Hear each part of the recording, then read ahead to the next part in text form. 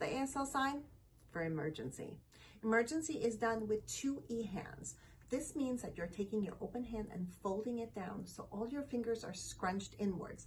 Now, when we fingerspell with an E, we tend to be a little bit neater and maybe touch our fingertips to our thumb or keep a little space. But when we sign emergency, we just kind of crunch our fingers in. And the movement is a shaking back and forth, not together like windshield wipers, but in and out at the same time. Emergency. Emergency tends to be signed a little bit higher when someone is looking for help. Emergency. But it can be also signed lower. Now, it does look similar to this sign, which means Easter. So be careful. If you see a deaf person, take a second and check. Are they signing emergency or Easter? If it's emergency, you can go ahead and offer some help.